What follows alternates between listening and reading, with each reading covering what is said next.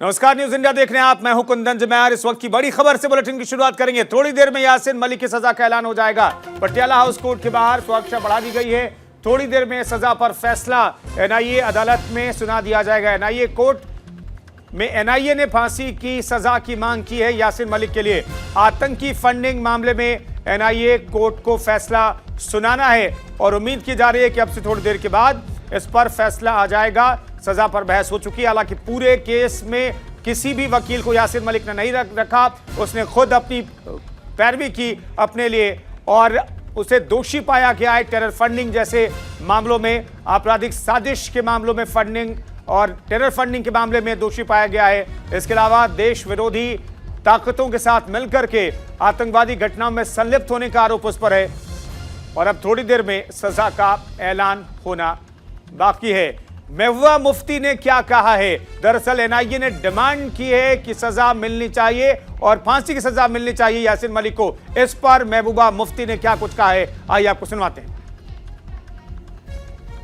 हाँ, तो ये तो मैंने पहले भी कहा, एक सियासी मसला है जम्मू कश्मीर। यहाँ पहले भी कई लोगों को फांसी दी गई, उम्र कैद हो गई, फांसी हो गई। उससे तो मसला कश्मीर हल नहीं हुआ बल्कि और उलझ गया। तो मैं तो समझती हूँ कि ये जो इनकी मस्कुलर पॉलिसी है गवर्नमेंट ऑफ इंडिया की, इसके नताइज बरक्स होंगे। इसके नताइज अच्छे नहीं होंगे बल्कि इससे हालात जो है दिन ब दिन खराब होते जा रहे हैं। मसला सुलझने के बजाय मसला उलझ रहा है। तो बुरे परिणाम होंगे, ये महबूबा मुफ्ती कह रही हैं कि यासिन मलिक को अगर फांसी की सजा सुनाई जाती है तो इसके नतीजे अच्छे नहीं होंगे।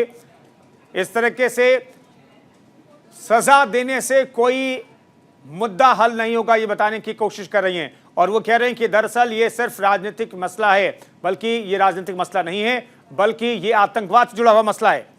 देश के खिलाफ लड़ाई छेड़ने का मसला है। रवि सराफ हमारे सहयोगी इस खबर पर बातचीत करने के लिए एनआईए कोर्ट के बाहर से मौजूद हैं। रवि, और कितना इंतजार करना होगा?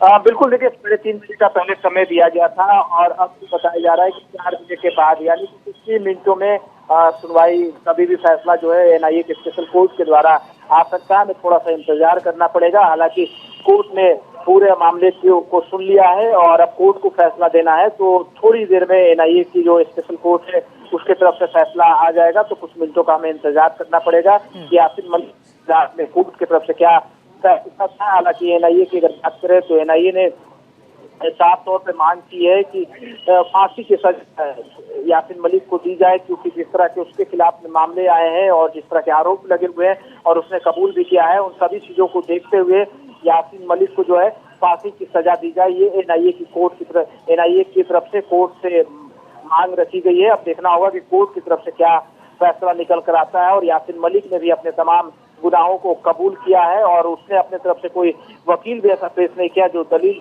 दे। वो खुद अपनी वकालत और उसने इन तमाम चीजों को देखते हुए जो तमाम आरोप उस पर लगे हैं उन तमाम आरोपों को उसने कबूल किया है और ये कहा है कि कोर्ट स्वतंत्र है, कोर्ट जो फैसला देना चाहता है वो उसे कबूल करेगा। तो इन तमाम चीजों के बीच में यासिन मलिक ने ना कोई खलल डालने की कोशिश की है, ना इस तरह का कोई वक्तव्य दिखाया है जिससे ये कहा जाए जो चाहता है कि इस पूरे मामले पे कोर्ट उसको रहम करे या फिर उसके तरफ से कुछ रहम की बात नहीं की गई है। तो अब से थोड़ी देर बाद कोर्ट की तरफ से फैसला आ जाएगा कि यासिन मलिक को क्या सजा सुनाई जाती है।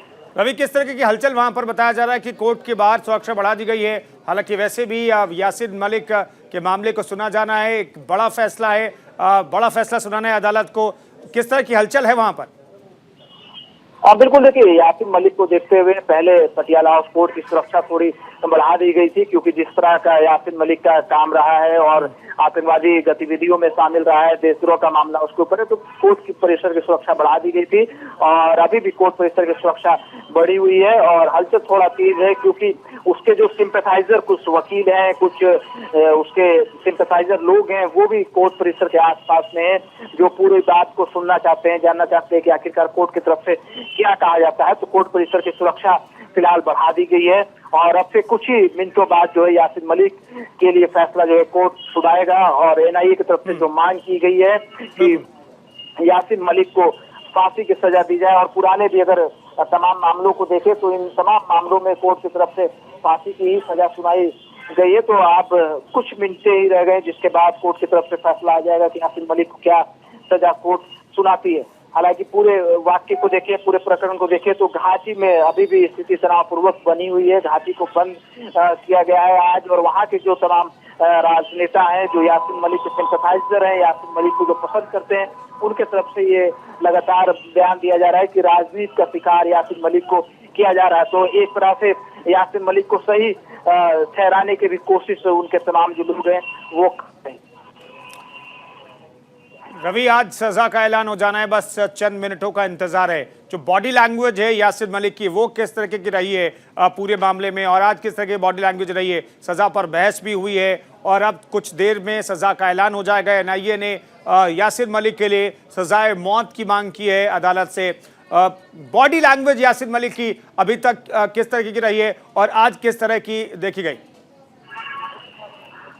बिल्कुल, देखिए अगर बॉडी लैंग्वेज की बात करें तो कहीं ना कहीं बॉडी लैंग्वेज से ये कोशिश जताने की करता रहा यासीन मलिक की वो बहुत पॉजिटिव है इन सभी मामलों को लेकर, वो डर नहीं रहा है। एक तरह का वो एक माहौल बनाने की उसकी जो बॉडी पोस्चरिंग है और बॉडी का जो उसका पोस्टिंग के तहत वो एक ये दिखाने की कोशिश लगातार करता रहा है कि उसे डर नहीं लग रहा है और कोर्ट जो फैसला सुनाएगा वो उसे मंजूर होगा। तो एक संदेश वो कहीं ना कहीं घाटी के लोगों के बीच में, उसके जो अपने लोग हैं उनके बीच में ये देना चाहता है कि यासीन मलिक इन तमाम चीजों के बीच में भी वो डर नहीं रहा है और उसे जो भी फैसला होगा वो उसे कबूल कर रहा है। उसने ना कोई वकील भी नहीं रखा जो उसके तरफ से दलील की जाए। तो वो एक संदेश ये भी देना चाह रहा है कि वो भारत के न्यायपालिका पे, भारत के संविधान पे, भारत के कानून पर विश्वास नहीं जताता है। इसी के तहत उसने ना वकील किया, ना कोई दलील देना चाहता है।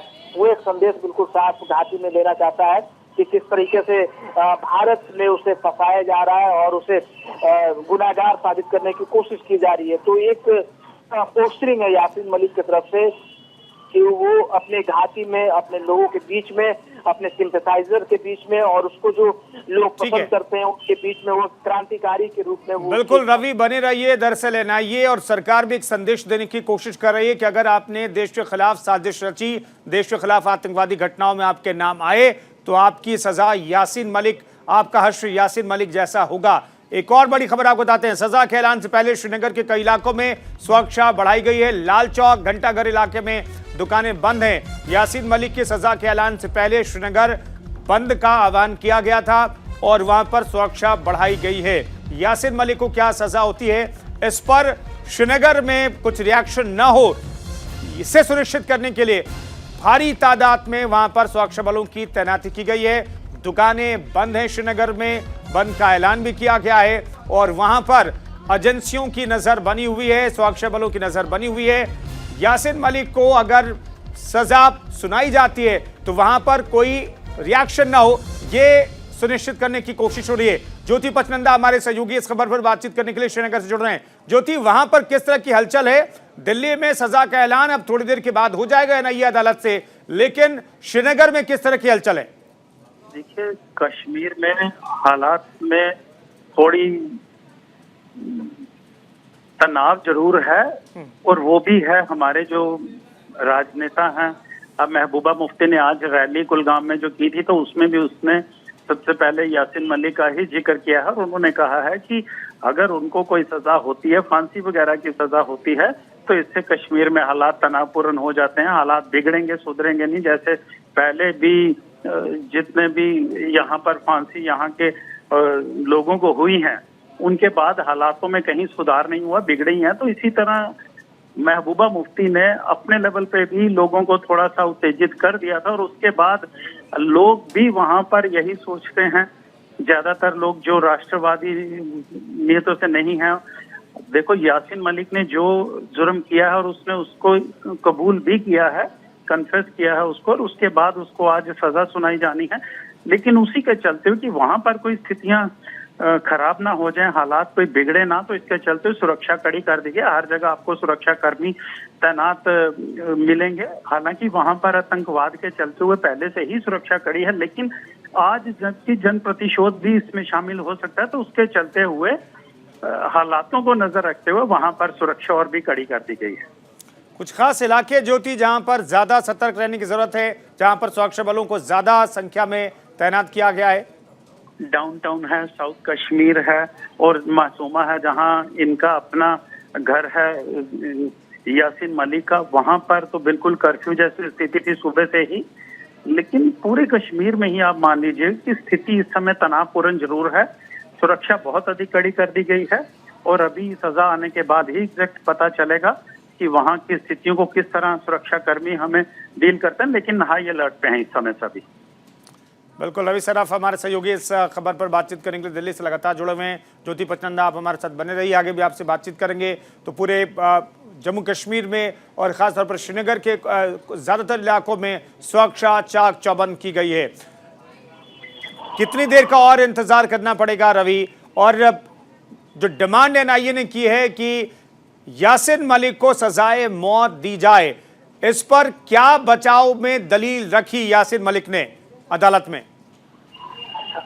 देखिए, यासीन मलिक की तरफ से ज्यादा कुछ दलील नहीं रखी गई कोर्ट के सामने। यासीन मलिक ने कहा कि वो कबूल करता है इन तमाम मामलों को और जो तमाम उसके ऊपर आरोप लगे हैं उससे वो कबूल करता है और कोर्ट की तरफ से जो भी फैसला सुनाया जाएगा वो उसे मंजूर होगा। कोर्ट स्वतंत्र है उसके लिए फैसला सुनाने में, तो वो तमाम चीजों को मंजूर करता हुआ अब तक नजर आया है। और उसके अगर हाव भाव को देखें, उसके व्यवहार को देखें, कोर्ट परिसर में जो उसका व्यवहार रहा उससे वो एक पॉजिटिव मैसेज, जैसा कि हमारे संवाददाता जम्मू कश्मीर से बता रहे थे कि वहां पे एक जो मैसेज देने की कोशिश यासीन मलिक की तरफ से की जा रही है कि वो कितना पॉजिटिव है और उसे डर नहीं लग रहा है, वो किसी खौफ में नहीं है, ताकि उसके जो चाहने वाले लोग हैं उसके बीच ये संदेश जाए कि यासीन मलिक डर नहीं रहा है। तो उस तरह के वो वक्तव्य कोर्ट के अंदर दिखाने की कोशिश यासीन मलिक की तरफ से की गई है और कुछ ही मिनटों में ये कहा जाए कि कोर्ट की तरफ से पूरा एक फैसला आ जाएगा यासीन मलिक के लिए कि कोर्ट क्या उसे सजा सुनाती है। एनआईए की तरफ से फांसी की सजा की डिमांड की गई है। अब देखना होगा कि एनआईए की जो डिमांड है वो कोर्ट की तरफ से फुलफिल हो पाती है या फिर नहीं हो पाती।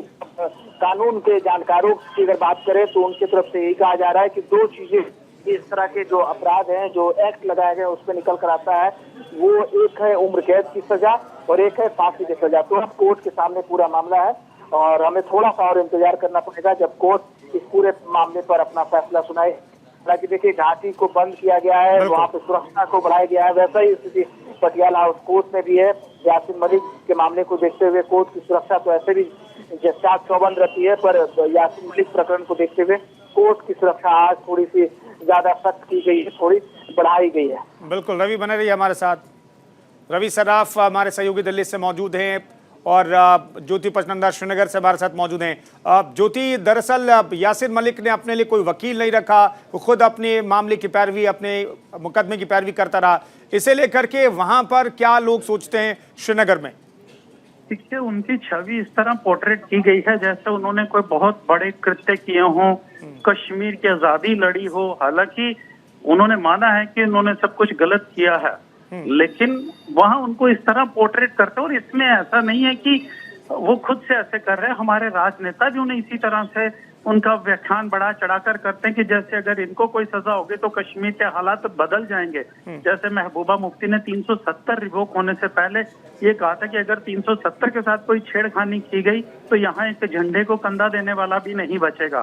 तो इनका कहना कुछ होता है लेकिन लोगों की एक्सेप्टेंस कुछ होती है। हर लोग वहां पर ऐसा नहीं है जो इन्हीं की बातों में आए, लेकिन इनकी कोशिश यही होती है कि स्थितियों को बिगाड़ा जाए, माहौल तनावपूर्ण रखा जाए और इसी के चलते हुए ही वहां पर सुरक्षा बढ़ा दी गई है। 370 रिवोक होने से के साथ ही जितने भी बड़े राजनेता थे कश्मीरी सेंट्रिक पॉलिटिक्स के, उन सबको हिरासत में ले लिया गया था ताकि वो माहौल बिगाड़ने में कोई ऐसी कोई हरकत ना करें। लेकिन अभी सभी बाहर हैं। महबूबा मुफ्ती ने आज रैली की है, रैली में उन्होंने संबोधित भी यही किया है और हमेशा ही वो पिछले कई दिनों से भारतीय जनता पार्टी को ही कर्ज करती आई है, चाहे वो मंदिर मस्जिद के मामले हों, लाउड स्पीकर्स के मामले हों, तो वो हमेशा भारतीय जनता पार्टी को ही कोसती रही है। और आज भी उन्होंने मोदी को हिटलर ही करार दिया है और वो यही कह रहे हैं कि वो मुसलमानों को ही मारते जा रहे हैं। तो ये कुछ ऐसे वर्ड हैं जिनको लेकर वहां के लोगों को प्रोवोक किया जाता है। और आज महबूबा मुफ्ती ने भी यासीन मलिक को लेकर उसकी एक पोर्ट्रेट इस तरह बना रहे हैं कि जैसे ना जाने आज कश्मीर में क्या होगा, लेकिन सुरक्षा वहां पर इतनी कड़ी है कि शायद ही कोई इस तरह की स्थितियां उत्पन्न हो पाए। जिसने जो करना है, जैसे अब कश्मीरी पंडित समुदाय है यहाँ, तो और भी जितने भी जो राष्ट्रवादी लोग हैं वो यही सोच रहे हैं कि आज इनको फांसी की सजा ही होनी चाहिए, ताकि उनके जख्मों पर कहीं ना कहीं मरहम लग सके। जो पिछले 30 सालों से वो झेलते आ रहे हैं उसको सामने देखते हैं, जिनके सामने उन्होंने कत्ल गारत किया है, वो सामने जब देखते हैं यासीन मलिक को, तो आप इमेजिन करिए कि उनके खून किस तरह खौलता होगा। और आज जब उनको सजा मिल रही है तो निस्संदेह उनको खुशी शायद इस बात की नहीं होगी क्योंकि जान जा रही है, लेकिन खुशी इस चीज की है कि उनको उनके किए की करने का फल जरूर आज मिलेगा। देर से ही सही, चाहे उन कानून के घर में देर जरूर है लेकिन अंधेर नहीं है। और आज इसी चीज का फैसला भी, उन्हें इंतजार भी इसी फैसले का है। बिल्कुल, रवि सराफ हमारे साथ दिल्ली से मौजूद हैं। थोड़ी देर में फैसला आने की उम्मीद है। हालांकि पहले कहा गया था कि 3:30 बजे इस पूरे मामले पर फैसला आ जाएगा, यासीन मलिक को सजा सुना दी जाएगी, लेकिन धीरे धीरे ये वक्त खिंचता हुआ 4:15 का हो चुका है। रवि, हमें ये बताइए कि और कितना वक्त लगेगा वहां पर, आखिर ऐसा क्या है जिसके लिए इंतजार अदालत कर रही है, वेट कर रही है? बिल्कुल, देखिए कोर्ट का एक अपना प्रक्रिया है, कोर्ट अपने तरीके से चलती है। तो कोर्ट ने पहले पूरे मामले को सुना है, अब फैसला कोर्ट को सुनाना है। तो जाहिर सी बात है कोर्ट की एक प्रक्रिया होती है, कोर्ट अपने उस प्रक्रिया से गुजर रही है। उसके बाद जो है कोर्ट की तरफ से NIA की जो स्पेशल कोर्ट है वो पूरे इस मामले पर फैसला सुनाएगी। हालांकि जिस तरह के हमारे संवाददाता पूरी बात बता रहे थे, तो उससे एक बात बिल्कुल साफ है, जो लोग भी प्रताड़ित हैं और जो लोग खौफजदा हैं इस तरह के आतंकियों से, उन तमाम लोगों की निगाह जो है आज कोर्ट के ऊपर टिकी हुई है कि कोर्ट क्या फैसला देता है। क्योंकि घाटी के साथ साथ पूरे देश को भी दहलाने की यासीन मलिक की तरफ से कई बार कोशिश की गई, भारत की छवि को खराब करने की कोशिश की गई, भारत को तोड़ने की कोशिश की गई। वहाँ के जो बच्चे हैं, जो जिनके हाथ में किताब होना चाहिए, जिनके दिमाग में शिक्षा की बातें होनी चाहिए, उनके मन में, उनके दिमाग में भारत के खिलाफ में बातें जो है यासीन मलिक जैसे आतंकियों ने डालने की कोशिश की है। तो लगातार उन तमाम लोगों की जो निगाहें आज कोर्ट के सामने टिकी हुई है कि कोर्ट की तरफ से क्या फैसला आता है। तो पूरा एक प्रक्रिया होता है कोर्ट का, कोर्ट उस प्रक्रिया से भी गुजर रही है और कुछ मिनटों के बाद जो है कोर्ट की तरफ से एक पूरा फैसला आ जाएगा कि कोर्ट यासीन मलिक को क्या सज़ा सुनाती है। और कानून जानकारों के हिसाब से 2 ही सज़ा का प्रावधान इस पूरे मामले में बनता है, एक उम्र कैद का है और दूसरा फांसी का है। तो हमें देखना होगा कि कोर्ट की तरफ से क्या कुछ फैसला सुनाया जाता है। हालांकि घाटी में अभी भी अस्थिर करने की, घाटी में एक इसके जो पूरी छवि है उसको किस तरीके से ठीक किया जाए उसकी कोशिश वहाँ के राजनेताओं के द्वारा की जा रही है। बयानबाजी किया जा रहा है, लिखने की कोशिश की जा रही है कि किस तरीके से यासीन मलिक को फंसाया जा रहा है। पर भारत का कानून, भारत की न्यायपालिका इन तमाम मामलों को देख रही है और उन सभी चीज़ों को देखते हुए पूरे इसके घटनाक्रम बिल्कुल इस खबर पर नजर बनाए रखिए। रवि, अपडेट के लिए दोबारा आपके पास लौटेंगे तो कुछ मिनटों में सजा का ऐलान हो जाएगा, तो वापस हम इस खबर पर अपडेट के साथ लौटेंगे। लेकिन फिलहाल रुक करते हैं दूसरी खबरों का। झारखंड में राज्यसभा के 2 सीटों के लिए 10 जून को वोटिंग होनी है, लेकिन अब तक सत्ताधारी दल की ओर से प्रत्याशी कौन होगा ये तय नहीं हो पाया है, क्योंकि गठबंधन के घटक दल कांग्रेस पार्टी ने भी अपनी दावेदारी पेश की है। प्रमुख सत्ताधारी दल झारखंड मुक्ति मोर्चा के पास 1 सीट जीतने के लिए पर्याप्त संख्या है। इसी मुद्दे पर हमारे सहयोगी कमल कुमार ने झारखंड प्रदेश कांग्रेस कमेटी के अध्यक्ष राजेश ठाकुर से खास बातचीत की। 10 जून को राज्यसभा के 2 सीटों के लिए वोटिंग होनी है। नामांकन की प्रक्रिया शुरू हो गई है, 31 तारीख तक नामांकन है, लेकिन अब तक गठबंधन दल और कांग्रेस का प्रत्याशी कौन होगा ये तय नहीं हो पाया। अभी हमारे साथ झारखंड प्रदेश कांग्रेस कमेटी के अध्यक्ष राजेश ठाकुर हैं, उनसे जानते हैं। राजेश जी, क्या तय कुछ हो पाया है अभी तक, कौन होगा प्रत्याशी, चूँकि आप लोग भी दावेदारी कर रहे हैं? नहीं, देखिए, प्रत्याशी के संदर्भ में अभी चर्चा नहीं हुई है। पहले तो ये हो कि कौन लड़ेगा, ये अभी गठबंधन में तय होना बाकी है कि कांग्रेस लड़ेगी, झामुमो लड़ेगा या अन्य कोई व्यक्ति को लाया जाएगा। तो पहले ये तय हो जाए, उस पर लगातार बातचीत जारी है, मुख्यमंत्री जी से भी बात हो रही है। हम समझते हैं वो सारी बातें हो जाएंगी तो तब फैसले की बारी आएगी कि कौन उम्मीदवार होगा। तो उस पर हम लोग चर्चा करेंगे, कौन लोग संजीदा लोग हैं, कौन लोग जाने से कांग्रेस को फ़ायदा मिलेगा, गठबंधन को फ़ायदा मिलेगा, तो उन सारी बातों पर चर्चा भी नहीं हुई है। अब जाकर के चर्चा होगी। जो हम लोगों की बातचीत होती है संख्या के आधार पे नहीं, समझौते के आधार पे होती है, और समझौता त्याग बलिदान पर टिका होता है। सबकी अपनी अपनी भावनाएं होती है। ऐसा नहीं है कि 81 सीट पर झामुमो चुनाव नहीं लड़ सकती, ऐसा नहीं है कि कांग्रेस 81 सीटों पर चुनाव नहीं लड़ सकती, लेकिन कई सीटों पर समझौते करने होते हैं। कई जगहों पे ऐसा लगता है कि उम्मीदवार हमारा जीत सकता है, बावजूद समझौते में वो सीट चली जाती है। तो कहीं ना कहीं प्रदेश कांग्रेस अध्यक्ष ने साफ किया है कि अभी सारी बातें तय नहीं हुई है, लेकिन जल्द ही ये साफ हो जाएगा कि प्रत्याशी कौन होगा गठबंधन दल का। अपने सहयोगी जितेंद्र के साथ कमल, न्यूज़ इंडिया, रांची।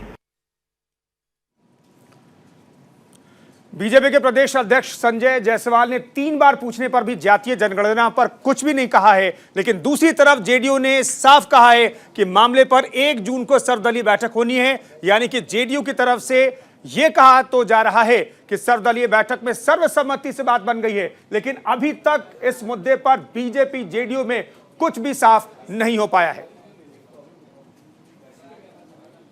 जायसवाल जी क्या कह रहे हैं या क्या नहीं कहना चाहते ये तो हमें नहीं मालूम, लेकिन हमें इतना जरूर मालूम है, चाहे विधानमंडल में हो या सर्वदलीय बैठक की बात हो या प्रधानमंत्री जी के समक्ष की बात हो, सभी दल साथ गए हैं और आने वाले जो 1 जून को जो तारीख मुकर्रर हुई है वो भी सभी दल के लोगों से पूछ करके सर्वसम्मति से वो तारीख मुकर्रर की गई है। मुझे पूरा विश्वास है कि सभी दल के लोग वहाँ उपस्थित होंगे और जातीय जनगणना जो 90 साल से अधिक 1931 में लास्ट हुआ था उसके बाद से पेंडिंग है, सब मिल करके करेंगे, इसमें कोई संशय नहीं। देखिए संजय जायसवाल जी क्या बोल रहे हैं या नहीं बोलना चाह रहे हैं या क्यों नहीं बोलना चाह रहे हैं वो क्लियर करेंगे। हमें इतना पता है कि सर्वसम्मति से सभी दलों के हामी के बाद ही 1 जून की तारीख को तय किया गया है, और उस सभी दल में मैं बार बार अगर कह रहा हूँ तो उसमें बीजेपी भी है।